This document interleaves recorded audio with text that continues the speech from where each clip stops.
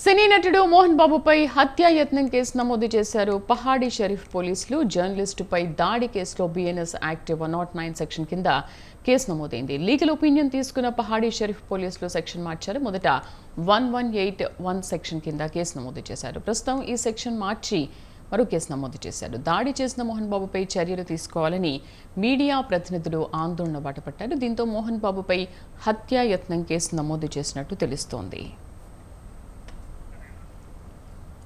ఇక పూర్తి సమాచారాన్ని మా కరెస్పాండెంట్ ఉషా లైవ్లో అందిస్తారు. Usha, over to you.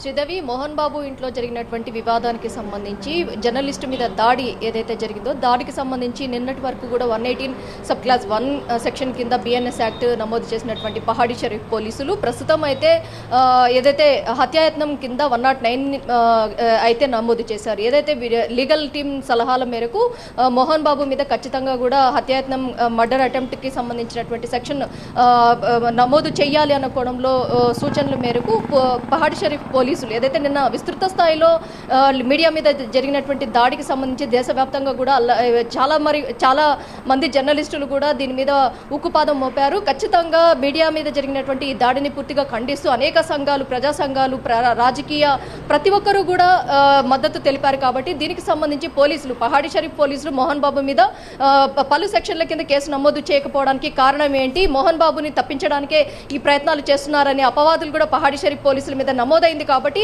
దీనికి సంబంధించి లీగల్ టీం మొత్తాన్ని కూడా ఏదైతే అప్రోచ్ అయినటువంటి పహాడీ షరీఫ్ పోలీసులు మొత్తం మీద 109 సెక్షన్ అయితే నమోదు చేశారు. ఈ సెక్షన్ల కింద ఏదైతే నాన్ బెయిలబుల్ సెక్షన్ కిందకి వస్తుంది. కాబట్టి మోహన్ బాబుకి సంబంధించి ఈ సెక్షన్ ఏదైతే ఉచ్చు బిగించినట్టుగా అయితే తెలుస్తుంది.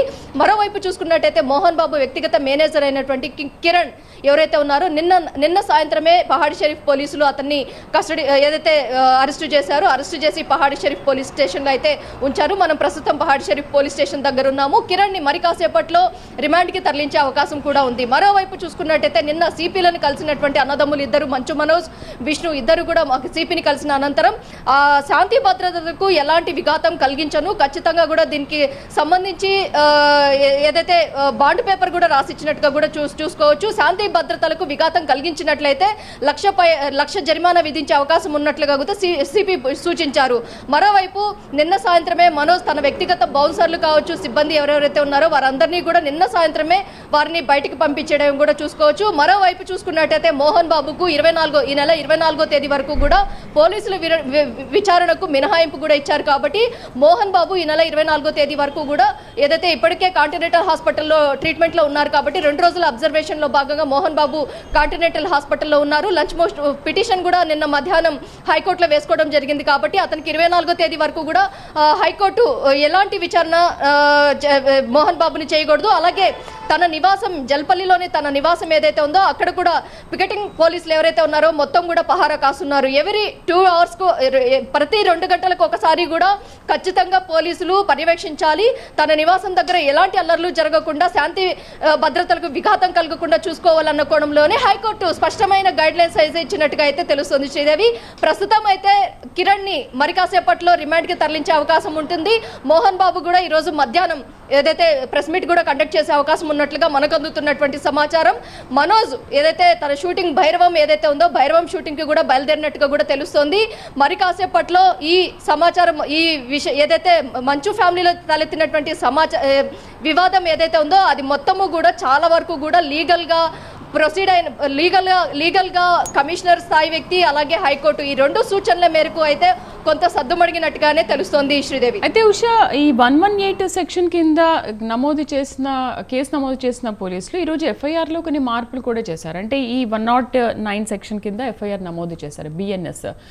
అయితే హత్యాయత్నం చేసిన వ్యక్తి వివరాలు ఏమైనా తెలుసాయా? అసలు ఈ మార్పులు ఏంటి సెక్షన్స్లో?